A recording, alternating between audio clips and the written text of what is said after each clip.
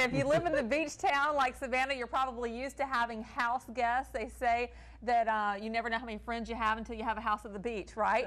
Well, so how do you straddle the line between being a gracious host and not being overwhelmed? Here to tell us about it, Kathy Bertone. She's the author of this beautiful book, by the way, The Art of the Visit, Becoming the Perfect Host. First of all, I love the story of how this came to be. You had some good experiences and some not so good ones, right? Exactly, Holly, that's true. We had a lot of houses all at the same time, so we were always having guests come, and some of those visits went really well and others didn't go so well.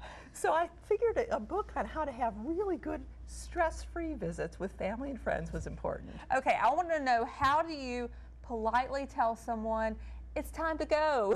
What's the gentle way to get them out the door? Right, the guest who came for 2 days and stayed for 2 weeks. Wearing out the welcome. Right, yes. Exactly.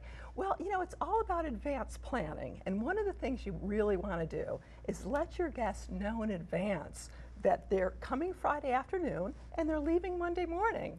As long as you let them know in advance what's expected, then you're managing those expectations, and that's really what you want to do. So you don't want any of those kinds of surprises, so it's best to always communicate well in advance. Okay, as being a guest, is the thank you note, is that out of style, or should we still continue that?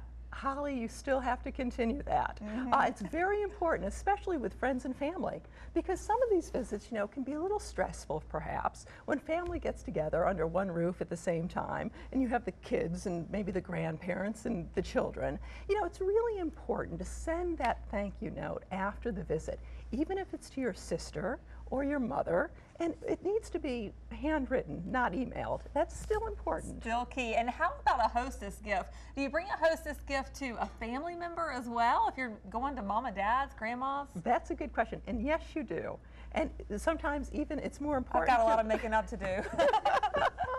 And you have to bring something depending on how long you're going to stay. If you're there for a week, if you know the family's getting together for a week at the beach or whatever, or a weekend, then you really have to bring a couple bottles of wine, or things also that are going to be important for you. For example, if your child has any food allergies, or you have to have a certain cream in your coffee in the morning, things like that. You really do need to bring those things for yourself, but absolutely bring a gift every time. All right, well, they're telling me I have to wrap it. I have one thing I want to know. If I'm the guest, I'm going to see somebody, should I offer to pay if we go out to eat for the whole group? Absolutely. Absolutely. Yes, you should. Maybe the hotel's the cheaper way out. All right, thank you so much. I love the book, what I've read so far. We appreciate you coming to see it. Thank you, Holly. All right, Chris.